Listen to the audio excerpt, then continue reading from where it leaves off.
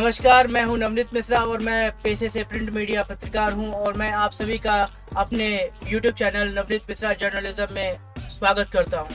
कर्नाटक चुनाव परिणाम और जनता का 2014 के लोकसभा चुनाव हेतु जो संकेत मिल रहे हैं उसको लेकर अभी हालिया समय में कर्नाटक चुनाव परिणाम की जो घोषणा हुई है उससे कर्नाटक राज्य के लोगों के मंतव्य साफ हो गए हैं। और जब मैं वीडियो रिकॉर्ड कर रहा हूं तब तक परिणाम लगभग घोषित हो चुके हैं और कुछ एक आध सीट पर अभी भी कांग्रेस ही आगे चल रही है।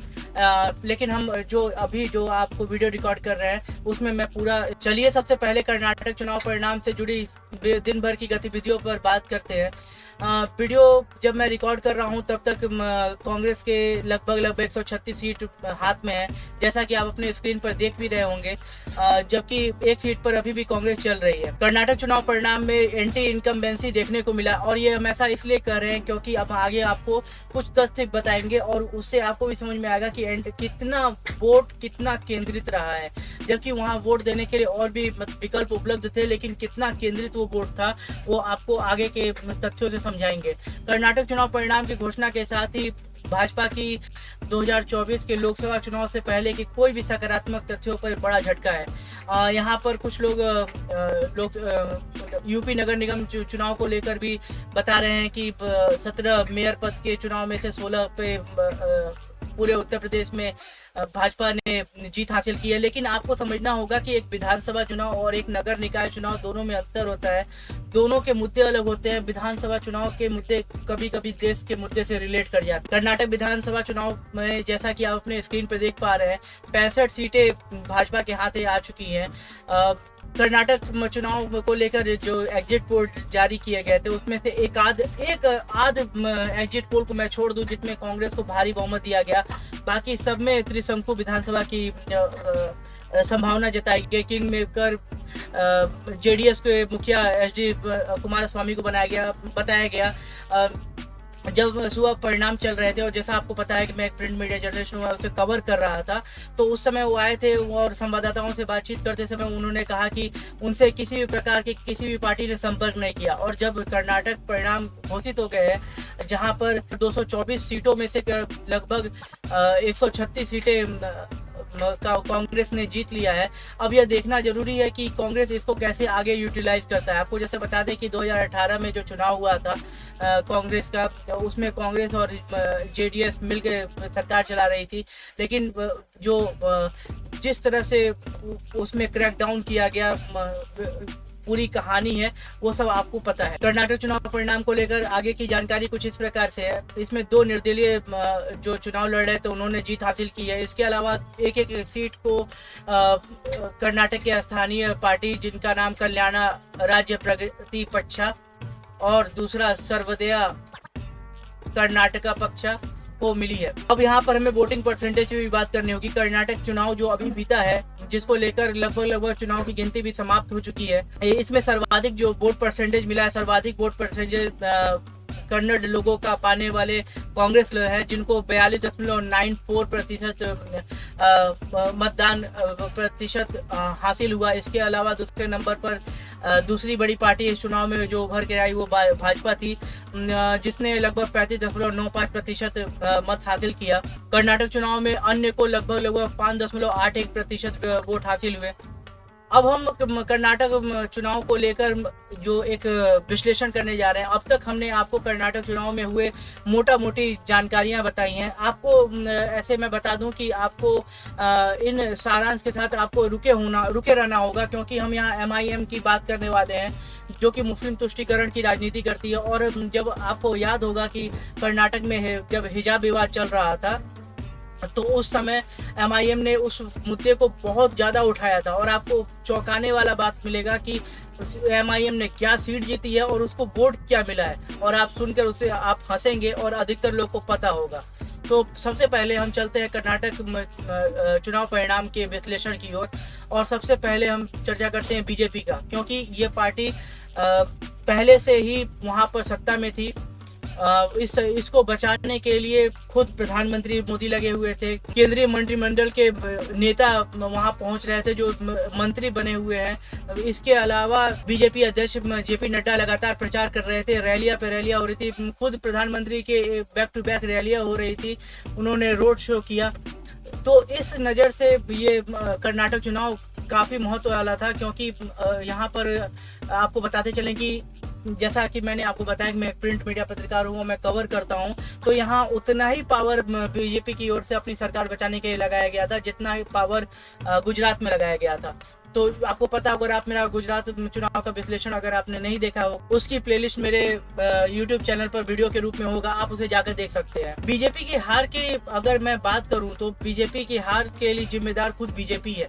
बीजेपी ना वोकालिंगा और ना ही लिंगायत समुदाय के लोगों को खुश कर पाई।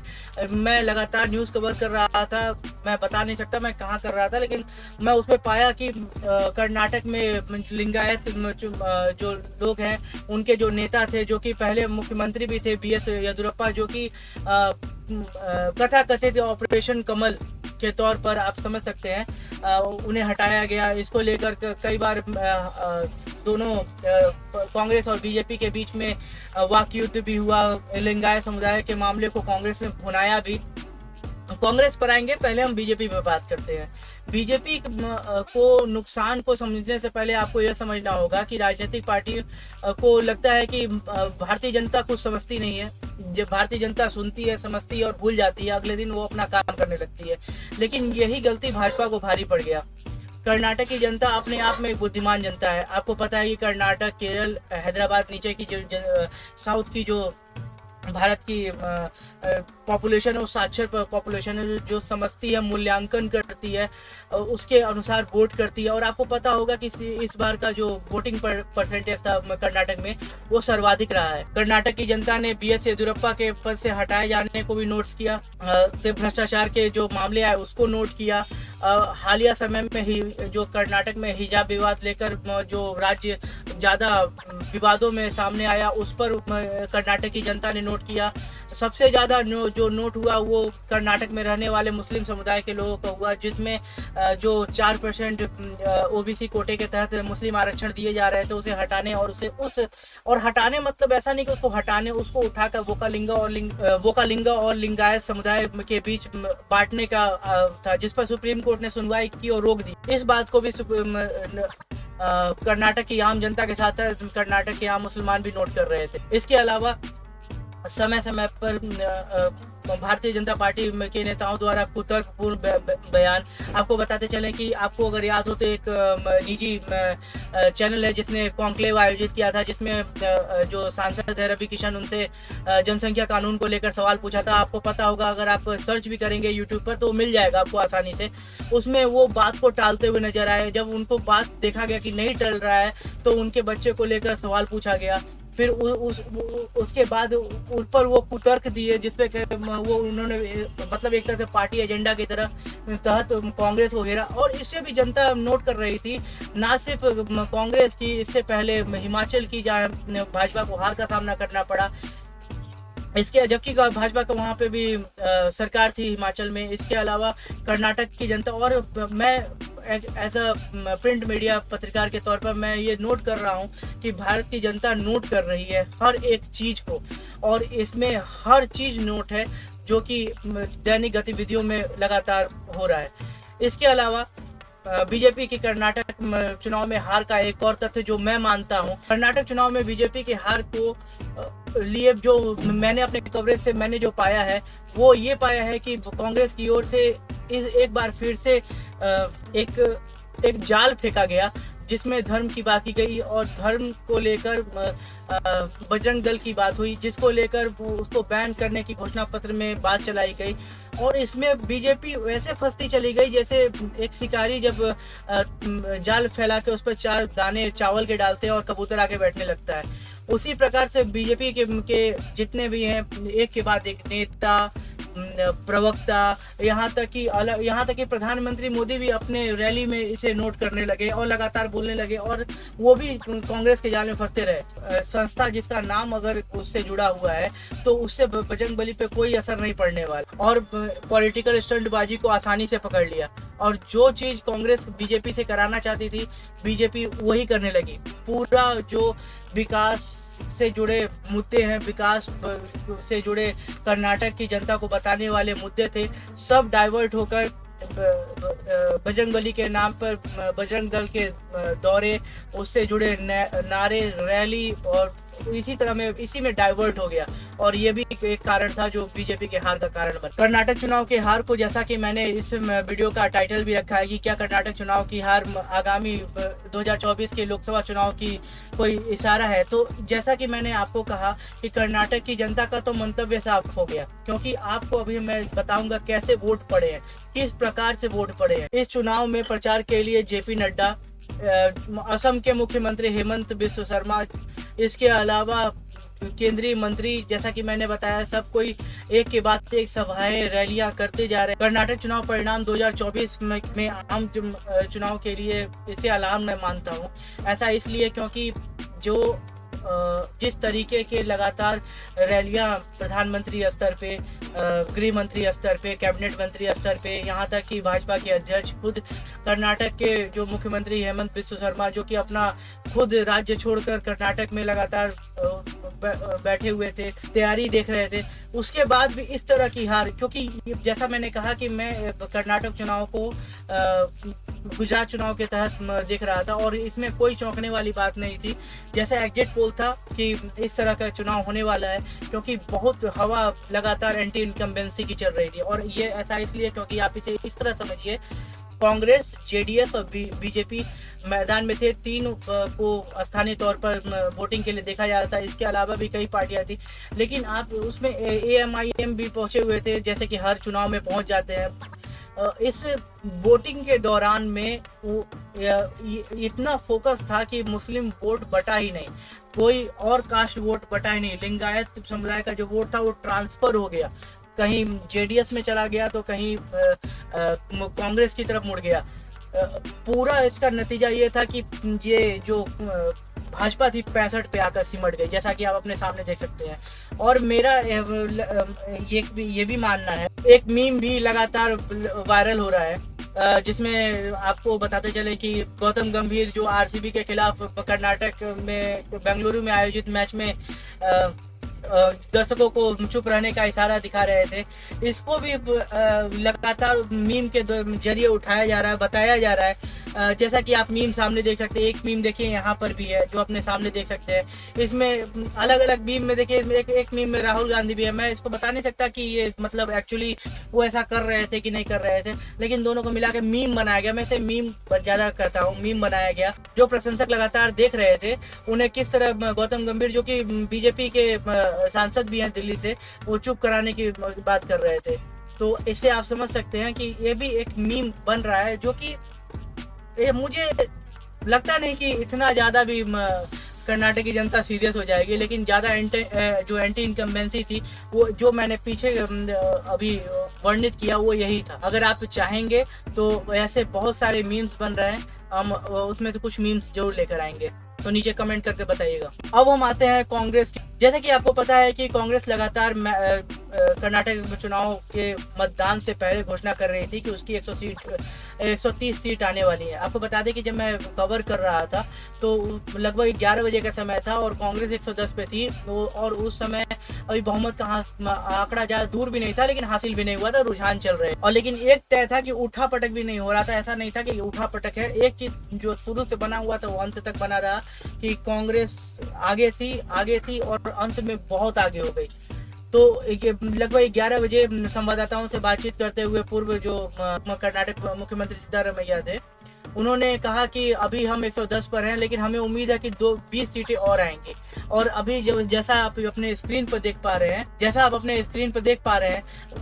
उतना ही उससे थोड़ा सा 6 अधिक कांग्रेस को मिला हुआ है। अब यहाँ पर हम एक चीज और साफ कर दे रहे हैं कि क्या कर्नाटक चुनाव की इतनी बड़ी जीत को, जैसा कि आप देख सकते हैं सामने DK शिवकुमार इस पर प्रतिक्रिया देते हुए उन्होंने अपनी बात रखी। इस दौरान वो भावुक भी हो गए। कांग्रेस के जीतने के बाद जैसा लग रहा था कि कांग्रेस के कार्यकर्ताओं को उम्मीद नहीं था कि कांग्रेस जीतेगी, उसके बाद ऐसा उत्सव मनने लगा जैसा आप ऐसे मीम से समझ सकते हो, इस मीम से समझ सकते हो जो आपके स्क्रीन पर है। और कांग्रेस के कार्यकर्ता ढोल नगाड़े, होली कोई खेल रहा है, कोई दीपावली मना रहा है, तो इस तरह के खेल लगातार चल रहे थे। अब यहाँ पर हम कांग्रेस के लिए कर्नाटक चुनाव को आगामी 2024 के आम चुनाव से जोड़कर भी बात करना चाहेंगे। जैसा कि हम इसे, मेरा यूट्यूब का मेन जो टाइटल है वो यही है, तो इस पर बात करना जरूरी है। तो क्या कर्नाटक चुनाव जीतने के बाद 2024 में सीधा मोदी गवर्नमेंट और बीजेपी से कांग्रेस सीधा पंगा ले सकती है, सीधा जाकर मुकाबला कर सकती है, पटकनी दे सकती है? जवाब होगा नहीं। अगर ये कांग्रेस सोच रही है और कांग्रेस का कोई कार्यकर्ता देख भी रहा है तो उसको भी पता होगा अंदर ही अंदर कि मैं क्या कह रहा हूँ। 2024 का चुनाव तभी जीत सकता है विपक्ष, मैं विपक्ष की बात कर रहा हूँ, विपक्ष जब सब लोग स्थानीय तौर पर साथ आएंगे। इस चुनाव में कोई ऐसा पार्टी स्थानीय तौर पर नहीं था जो कि इन दोनों में से किसी को कांटे का टक्कर दे दे। उदाहरण के तौर पर अगर जेडीएस का पकड़ मजबूत होता और जेडीएस उतना ही मजबूत तरीके से कांग्रेस कर्नाटक की जनता के सामने उनके मुद्दे उठाता तो ये थोड़ा आंकड़ा कुछ अलग होता, शायद ये 2018 की तरह हो जाता त्रिशंकु, या तो जेडीएस आगे बढ़ता। लेकिन इस केस में इफ बट प्रोबेबिलिटी का केस है जो कि बैठता नहीं। अब हम आते हैं MIM के ऊपर और उनके नेता असदुद्दीन ओवैसी का। आप लोग को हिजाब कांड के बारे में पता है, क्योंकि अभी मेरा ये विश्लेषण बस उतना ही ज़्यादा होगा और सारांश उतना ही ज़्यादा इस मैटर पे होगा जितना उनकी पार्टी का पॉलिटिकल कैरियर है। आपको पता होगा कि मुस्लिम कार्ड बहुत अच्छी तरीके से MIM खेलती है, और आपको यह भी पता होगा कि अभी जो हिजाब कांड चल रहा था उसमें MIM और उनके जो नेता है उन्होंने टीवी डिबेट्स, जो कि आजकल AC में बैठ के कथित तौर पर टीवी डिबेट्स होते रहते हैं, तो उसमें अपनी बात रखे। कुछ उन्होंने कहा है कि वो प्रधानमंत्री बनेंगे, फलानेंट की पॉलिटिक्स होती है। लेकिन आपको पता है कि वोटिंग परसेंटेज क्या था जो अभी कर्नाटक चुनाव का हुआ? 0.02% वोट मिला है MIM को, एक अदर्स से भी बहुत कम। अगर मैं और जाऊं तो वीडियो बहुत लंबी हो जाएगी। कई पार्टियां हैं जिनकी वोटिंग परसेंटेज AMIM से अधिक है। आप ऑनलाइन जाकर इलेक्शन कमीशन की वेबसाइट पे भी चेक कर सकते हैं। अब यहाँ पर हम बात करना चाहते हैं एंटी इनकम्बेंसी को, जिसको आपको समझना होगा। एंटी इनकम्बेंसी को और कर्नाटक में बीजेपी सरकार को लेकर आपको बता दें, बीजेपी 2018 के चुनाव में कोई बहुमत में नहीं थी। त्रिशंकु विधानसभा था, कांग्रेस और जेडीएस मिलकर सरकार बनाए थे। बीच में बागी विधायकों का इनसे, जैसा मैंने शुरू में कहा कि सीटें तो जीत ली, कितने समय तक अपने विधायकों को साथ बांध के रख पाएगी कांग्रेस? मेरा जो ये पहला टेक था इसी परिप्रेक्ष्य में था। तो वहां पर बीजेपी की सरकार में आई, जोड़ तोड़ गठजोड़ करके कैसे येदियुरप्पा बने। उसके बाद उनको उनकी पार्टी के अंदर उनको निकाला गया। उस पूरे गतिविधियों का नतीजा, चाहे मुस्लिम फैक्टर हो, चाहे लिंगायत फैक्टर हो, चाहे वो कलिंगा फैक्टर हो, चाहे आरक्षण का मामला हो, चाहे डेवलपमेंट का मामला हो, कर्नाटक की जनता ने बहुत बारीकी से देखा है और अपने वोटिंग का केंद्र इतना ज़्यादा मजबूत रखा है कि किसी और पार्टी को, आप जैसा कि अपने स्क्रीन पर देख पाते हैं, किसी और पार्टी को ज़्यादा वोट दिए ही नहीं। सीधा वोट, और उनका फोकस साफ था, जैसे साफ पता है कि वो कांग्रेस की तरफ देख रहे हैं। जी, मैं इस पूरे विश्लेषण और कर्नाटक चुनाव का बीजेपी के हार का कारण असंतुष्टि था, धर्म को बीच में लाना रहा, नेताओं मंत्रियों के, बीजेपी के नेताओं मंत्रियों के अजीब गरीब टिप्पणियां रही, विकास कार्य को सही तरीके से जनता के बीच न ले जाना रहा, और सबसे बड़ा फैक्टर रहा कि कांग्रेस और कांग्रेस के समय में कर्नाटक में बिताया गया भारत जोड़ो यात्रा का समय। और ये समय सबसे ज़्यादा महत्वपूर्ण था, क्योंकि वो सिर्फ भारत जोड़ो यात्रा नहीं चल रहा था, वो कांग्रेस का एक तरह से इलेक्शन कैंपेन चल रहा था, जिसको बीजेपी ने मजाक भी उड़ाया, कई बार मजाक उड़ाया, लेकिन वो आज वो फैक्टर दिखा है। और इसको आप इस वीडियो से देख सकते हैं कि कैसे वो कितना वो भारत जोड़ो यात्रा प्रभावी रहा कर्नाटक कर्नाटक की जनता ने सभी तरह के फैक्टर्स को नोट किया है। हालिया समय में प्रेस को लेकर, अब जब मैं प्रेस की बात करता हूं तो मैं प्रिंटिंग प्रेस की बात करता हूं, और साथ ही और भी प्रेस हैं, इलेक्ट्रॉनिक मीडिया, लेकिन जिस तरह काम करने चाहिए उस तरह नहीं होते। आपको बताते चलूं कि अभी हालिया समय में प्रेस फ्रीडम इंडेक्स आया था, जिसमें पाकिस्तान का जो रैंकिंग 150 है, जो कि भारत का पिछले साल रैंकिंग था, अब वो भारत का 161 हो गया है।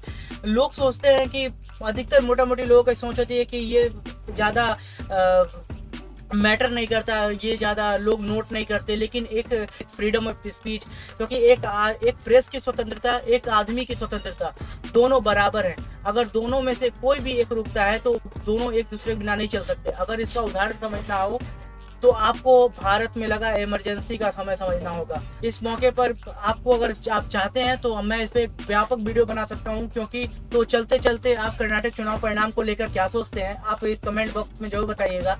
साथ ही साथ आप आगामी लोकसभा चुनाव को लेकर मेरे विश्लेषण को क्या देखते हैं, कैसा आपको लगता है। इसके साथ ही साथ आप ये भी बताइए कि आप आगे किस पर वीडियो चाहते हैं। हम ऐसे ही और वीडियो जल्दी लाने की कोशिश करेंगे। सप्ताह में कम से कम 2 या 3 वीडियो जरूर लाएंगे। चैनल को जरूर लाइक करिए और सब्सक्राइब करिए, क्योंकि आपके सब्सक्राइब से आगे वीडियो बनाने की मोटिवेशन मिलेंगे मुझे।